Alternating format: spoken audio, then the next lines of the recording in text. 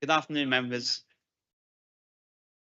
and welcome to the Policy and Resources Committee meeting being held today on the 19th of February 2026. As members are aware, the public element of today's meeting is being live streamed, and those participating in the meeting have given consent to their inclusion. Chairman. Thank you, Town Clerk. I think you need to adjust the system because. Is that better? No.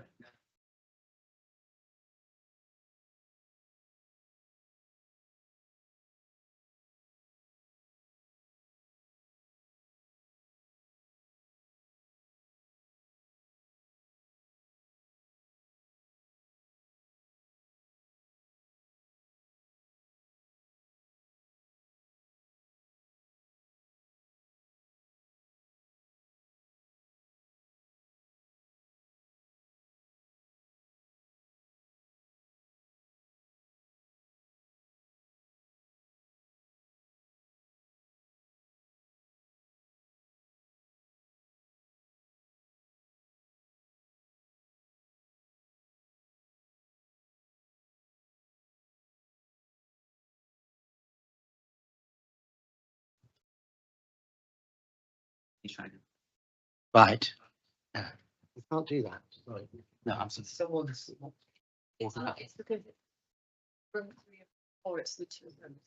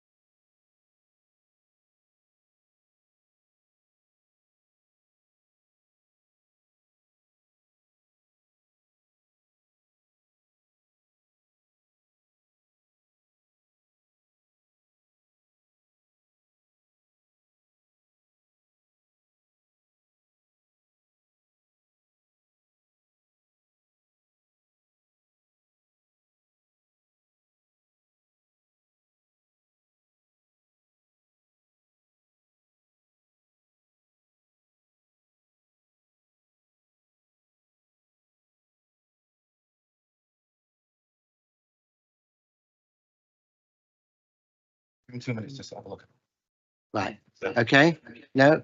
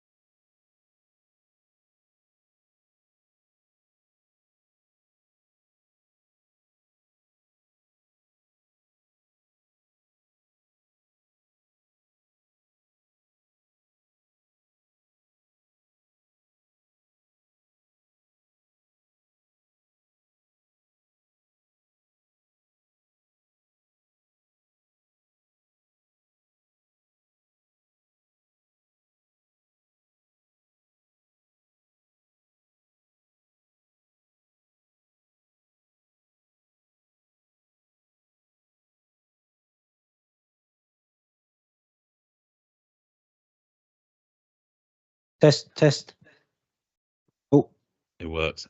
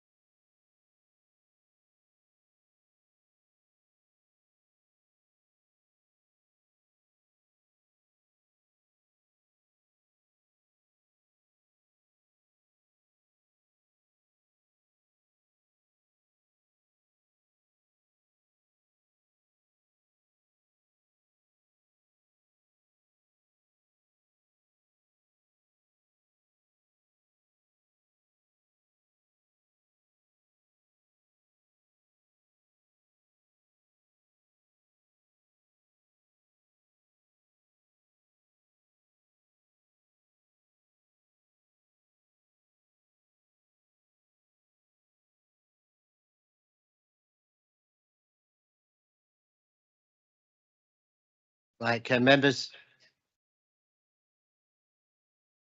It's definitely coming from down that end.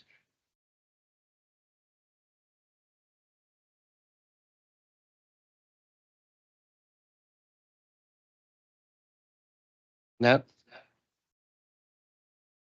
So we're getting this just constant feedback. Did you try It's a delay, it's not a feedback.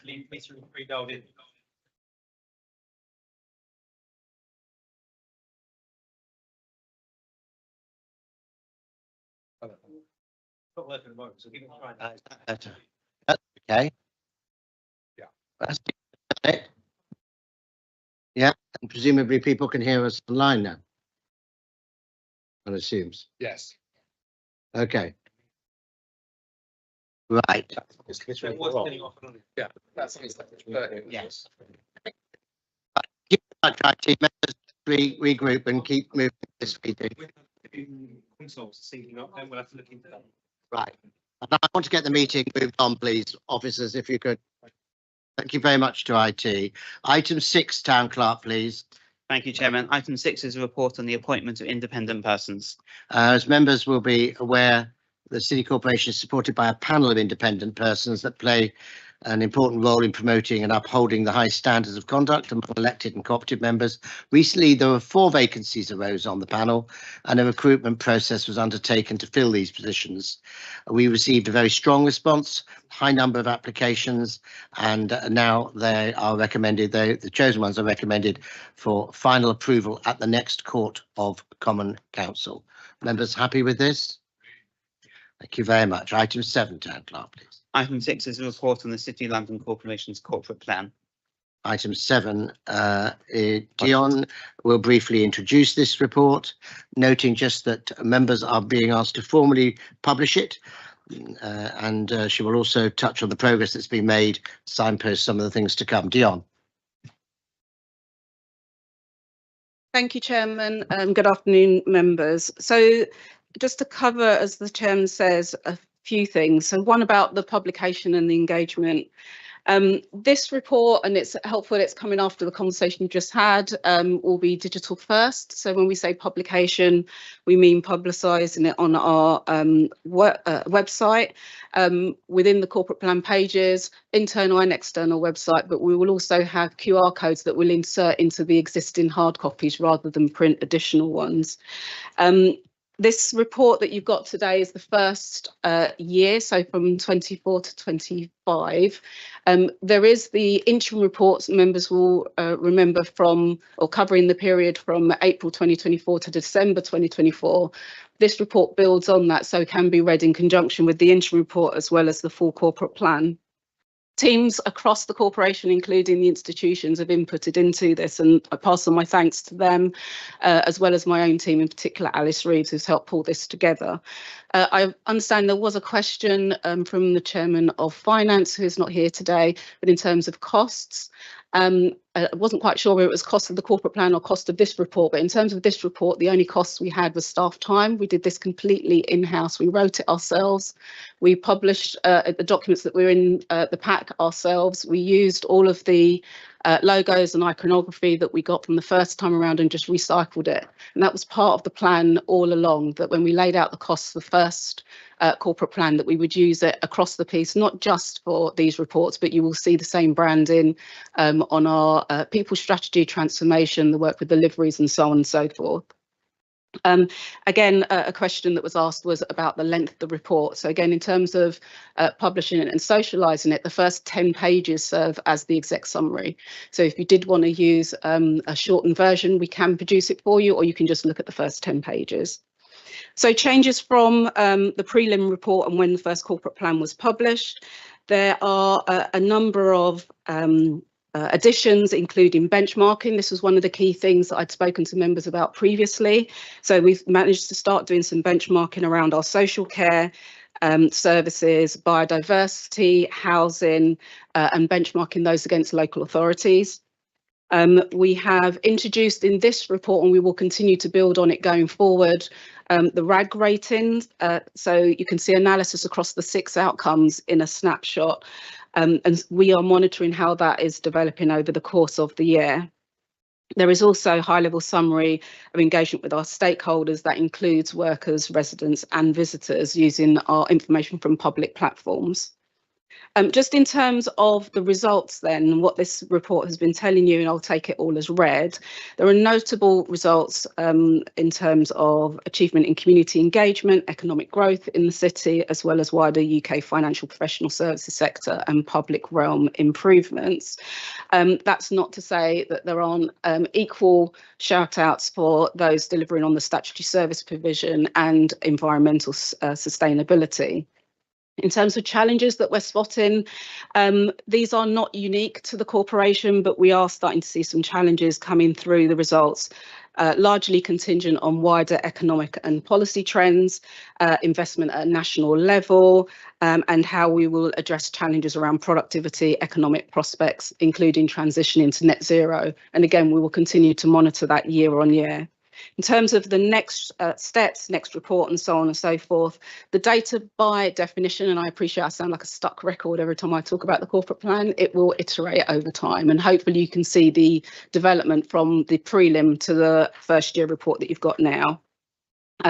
We'll also try and include, which is currently in development, insights from the new CRM system, which is under construction, new policing data, data from projects, project management cycles, and an expansion on education data. Given that we are retrospectively looking at a year, we've already started pulling this together for the next year's report.